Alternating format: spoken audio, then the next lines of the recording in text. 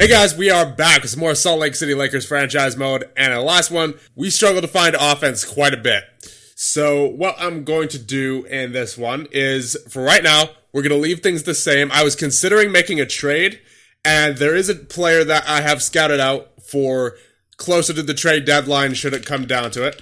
And I was going through all the teams, and the trade that made the most sense to me for a player who might be available come the trade deadline is on the New York Islanders. That would be Brock Nelson. He currently has 1 year left on a $6 million deal, 32 years of age, 21 goals on the season at an 85 overall. And an important part here is that he fits on all of our forward lines and all of our power play lines. So if it comes down to it, Brock Nelson might not be a bad acquisition for us, although the unfortunate part is that, number one, the Islanders don't want to give him up, and number two, we would have to give up quite a bit of value to get him. Now, I think going back the other way in this situation would have to be Vasunov. He's 72 overall at 21 years of age.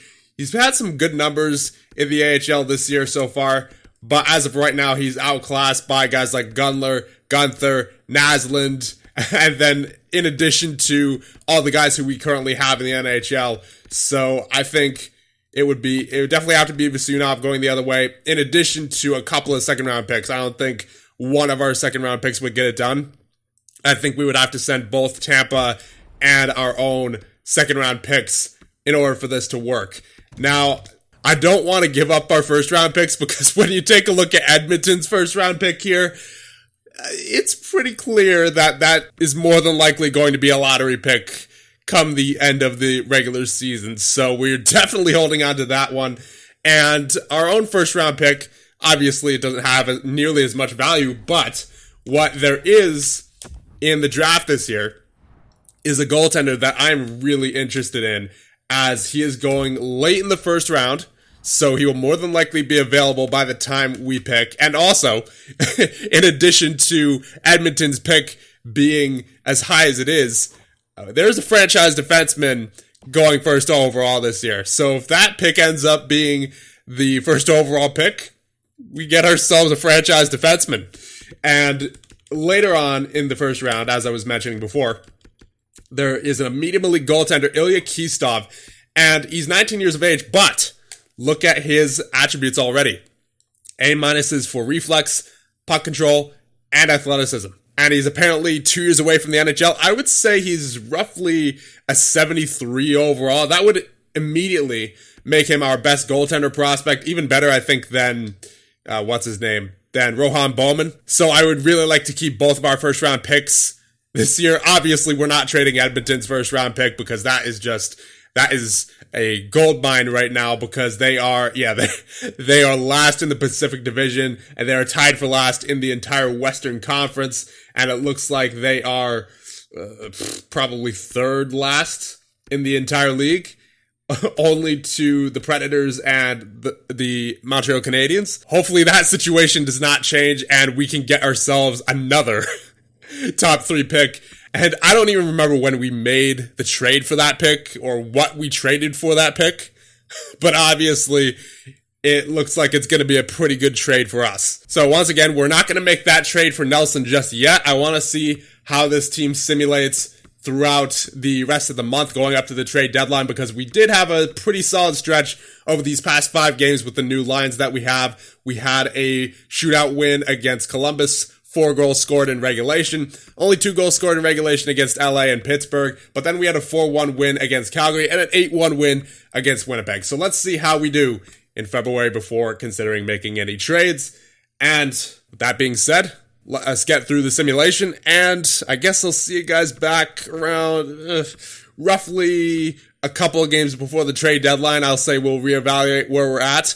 If we do need some more goal scoring, then Brock Nelson is definitely someone who I want to go after. We have a trade to Calgary, Pulock and Taves, and to the Islanders, a first to Foley and John Hayden. So we've been a little shaky as of recent. It's been about 2 weeks since the start of the month, and I do have one more idea for a line change before we make any trades, and that would be to bump Byfield down to the second line and put Faxa on the first line, because that creates the +3 on the second line. So that makes Kasha an 88, Byfield an 86, Plekanec an 84. So hopefully that does something for the offense. If it doesn't, well, then we might be making a trade at the trade deadline. And the Montreal Canadiens have fired head coach Nicholas McKinnon. And good news, Josh Manson is back and available to play. So we will take out, it looks like it's going to be Connor Murphy. And we will, of course, get Manson back in there. He is a very important part of our defensive core. And we'll get him back on that pairing with Montour and Goddard back on the left on the third pair. Now, I'm stopping the sim here because we have been just nowhere to be found offensively, especially over the past 3 games. 2-1 loss, 2-1 loss, 2-1 loss. Defensively, we've been fine. But the offense just not there. So I think we need to make that trade for the Islanders' Brock Nelson because, yeah, we've fallen back in a pretty big way here in the Central Division. The Wild have passed us, the Avalanche have passed us, and now we are on the brink of losing a playoff spot, and I do not want that to happen. So I think we are going to be making a trade here for Brock Nelson, and we'll see if Nelson's on the block now. That would really help our case here, but looks like actually the Islanders have gotten much better since when we last checked. And ooh, okay, Nelson is available now. That is important. That's very important. So we may actually be able to get Nelson for a lot less than I initially thought. If we could get him for even just 2 seconds. So let's see. Let's see if this will go through on its own. 2 seconds for Brock Nelson, proposed trade. Too far off. Okay. We'll take the 2 seconds off of there. We'll get Vasyunov on. And then we'll also get Tampa's second on there.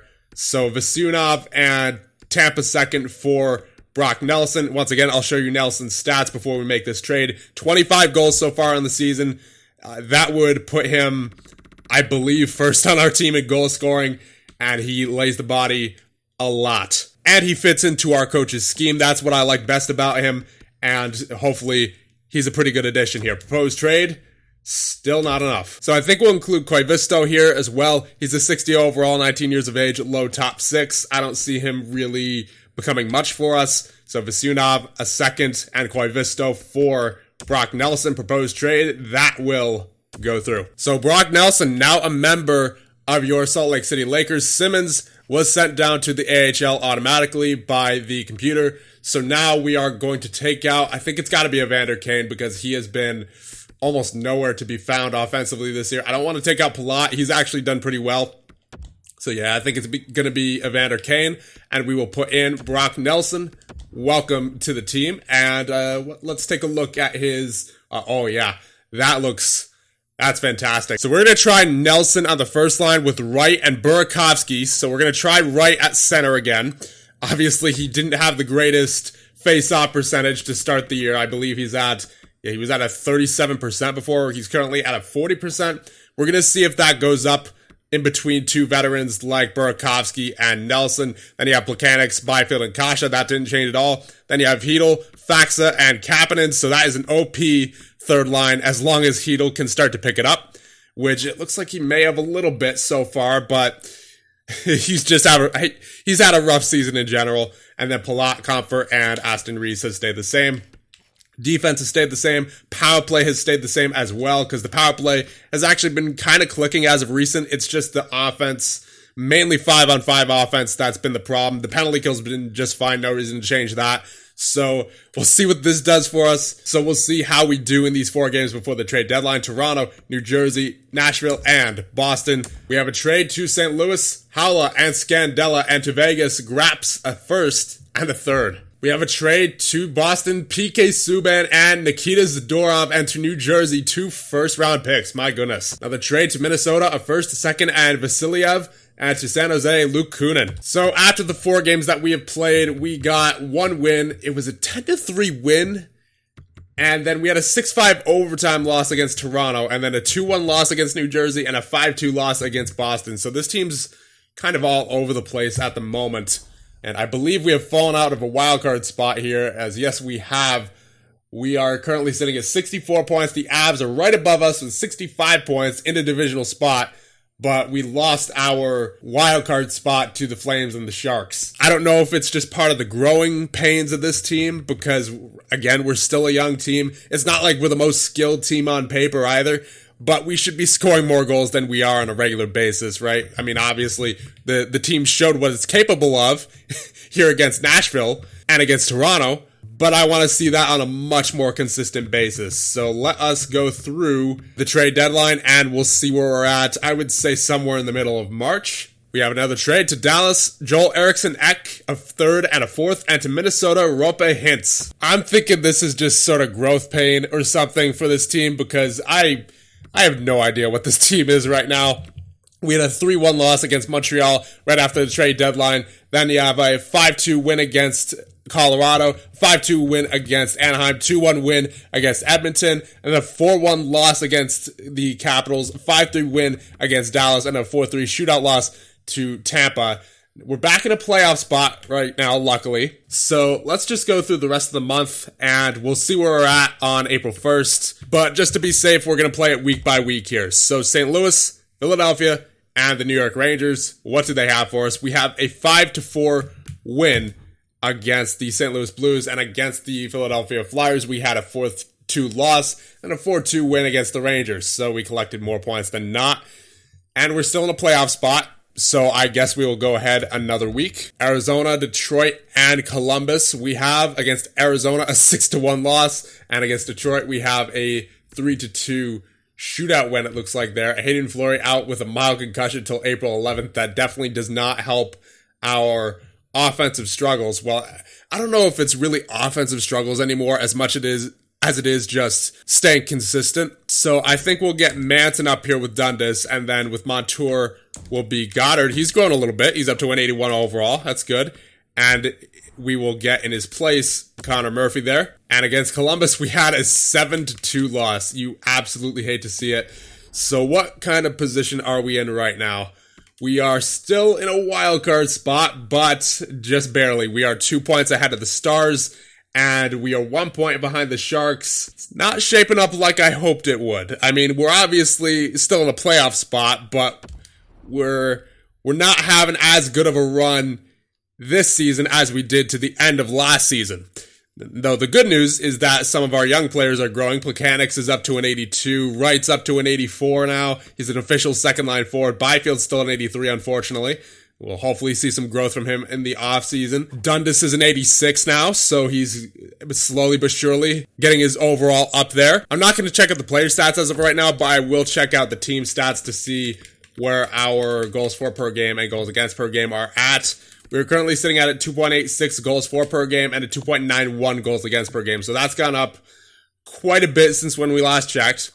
Power play is 17%, so it's been consistent all year at least, for the most part. And the penalty kill has also been consistent, and luckily in a better way. It's at 82.8, so I don't think there's much to really change about the penalty kill. The power play, once again, could be better, but overall, our goals for per game could be better in general. So even though it's going to take away the +3 from the first line, I think I want to try Burakovsky on the second line instead of Kasha, because then you have one expert at takeaways on each of the top three lines. You have Wright on the first line, who's really good with the takeaways to giveaways, as of when we last checked anyway. Yeah, 86-29 for him so far. Burakovsky, he's currently at 102-51, and Kapanen is at 103-39. So hopefully that balances out the lines a little bit more. Then you also have someone who's physical on each and every line. Nelson, Byfield, and then Faxa as well. So hopefully that gets something going. If it doesn't, whatever. I feel like we've tried basically everything at this point to try to get going offensively. So if it doesn't work, we just have to rely on our defense to win games here, I suppose. We will advance here to the game after Florida, which is hopefully the playoffs, and it is looking like we are currently still sitting in a playoff spot. Yes, we are. We're getting more wins than losses. That's good to see. And there's a loss against the Islanders. Josh Manson injured with a concussion until April 16th. That's unfortunate. Don't like to see that, especially right before playoff time. Luckily, he won't be out too long, but that is going to put Montour up to the first pair with Dundas. Then you got to put, I guess, Benning, maybe? Yeah, Benning with Goddard, and then with Murphy will be Okay, good. So Hayden Fleury is actually back, but not completely, it doesn't look like. I never got the notification that he was completely back to full health, but he apparently is. So we're going to get him back onto the top two with Dundas, and then Montour with Goddard, and then Murphy and Benning. And the game against Florida, we have a 2-1 win. So we did make the playoffs, good news, but it looks like just barely. We went 37, 32, and 13 on the season. We had 87 points. I guess all in all, it was a good effort toward the end of the season. We made the playoffs. With 87 points, though, so not an ideal season for sure, but we still made the playoffs. That's what's important. So we will check out the player stats now and the team stats, and then we'll end things off and see who we have in the playoffs. Not in that order, of course, because we can't see who we've had in the playoffs after we've had things off. So Brock Nelson led our team in scoring, of course, but we're going to check how many points came from our team, and that'd be 19 points in 23 games. Pretty safe to say he was a good pickup. 44 shots on the net. Let's see his hits. 44 hits. And not a bad takeaway to giveaway ratio. Could be better. But we got him for his physicality and for his point production. And he definitely did that. Kasha with 57 points. Burakovsky with 55. Kapanen with 55. Faxa with 51. Wright with 48. So Wright had a much better second half of the season for sure. Montour with 46. So Montour putting up pretty much the same kind of numbers that Torrey Krug would have, I think, anyway. So he had a much better season than I even thought he would. He had the same amount of power play points as he did last year, but more even strength points, it looks like. Obviously, that minus 11, a little ugly, but, you know, as long as we make the playoffs, no one's counting the plus minus. And Palat, even though he's on the fourth line, 42 points. He had 13 power play points, so he's still getting it done there offensively, even with limited ice time. Plekanec with 41 points in his rookie season. You like to see that. Peyton Dundas with 36 points. He by far crushed his rookie point total of 15. Hopefully he only keeps getting better from here. Quentin Byfield with 33 points, so a bit of a down year for him. Last year in his first rookie season, he had 52 points. The sophomore slump probably hit him hard. Hopefully he grows more in the offseason. He had a rough season. I mean, as did a lot of other guys, to be honest, but it definitely does not help that one of our more senior players on the team right now had a down year as well. Only 32 points. Zach Aston Reese with 29 points. Fleury with 28. Comfort with 27. Manson with 17. Kane with 16 points. Benning with 13. Goddard with 5. Murphy with 1. And in goal, you have Shesterkin with a 914 save percentage and a 900 for Bressois. Leading our team in shots this year was Andre Kasha with 222. Most power play points on the team, tied for first, are Kasha, Palat, and Kapanen, all with 13. Faceoffs, Hedel won 51.9%. Confer won 51.5%. Byfield won 51.3%. Faxa won 51.1%. So we're all just above average there, it looks like. And for Wright, he got slightly better as the season went on, 42.2. I'd imagine as of recent, that's probably around 45%. So can't complain too much from him. I would love to see more for sure. But I guess it's improvement. So that's all I can really ask for out of him at this point of his career. But hopefully once he gets to his prime, he'll be around a 50% face-off percentage at least. And as for hits, we have 188 hits from Nelson. As we saw before, he had 44 for us. The majority of those came from the Islanders. 144 hits for Faxa, 127 for Hedel. So as we can see, we're a very physical team. A bunch of guys over 100 hits, and then even more above a hit per game. You have Plekanec and Confer as well, up there at 94 and 88 respectively. So the majority of the guys on this team hit quite a bit. Even Benning, who was not a hit per game, he was almost a hit per game, 75, and then 69 for Aston Reese, 42 for Burakovsky, 42 for Kane. He only played 59 games, so if he had played the full season, he probably would have been around 70 as well. Then Dundas with 34, Palat with 26, Murphy with 18 and 18 games, so even he was hit per game. So we are a very physical team here. And takeaways to giveaways, you have, Burakovsky, Kapanen, right, they're all getting it done there. Palat was very good as well. I mean, we know that we're a pretty good defensive team here. It's just a matter of staying consistent and getting through the growth pains, I think. That was our biggest challenge this year, but we managed to overcome it by making the playoffs. So all in all, I think it was a pretty good year, just could have definitely been a lot better. And we will be facing the Chicago Blackhawks in the first round of these Year 5 playoffs. So one thing I did forget to do, we're going to check out the team stats real quick, and then we will check out the lines of the Chicago Blackhawks. So the goals for per game, we are sitting at 2.87. So it barely changed from when we last checked, but our goals against per game also at a 2.87. So even in goals for and goals against, and the power play actually got a little worse, 16.8. So I don't know what to make of the power play, but hopefully you could get it done in the playoffs. That's all I have to say. And as for the penalty kill, it actually got better since when we last checked, 83.9. So nothing to worry about with the penalty kill at all. 12 shorthanded goals for. Wow. That is by far the most in our division. And as we check the entire league, does that lead the entire league? I believe it. It might.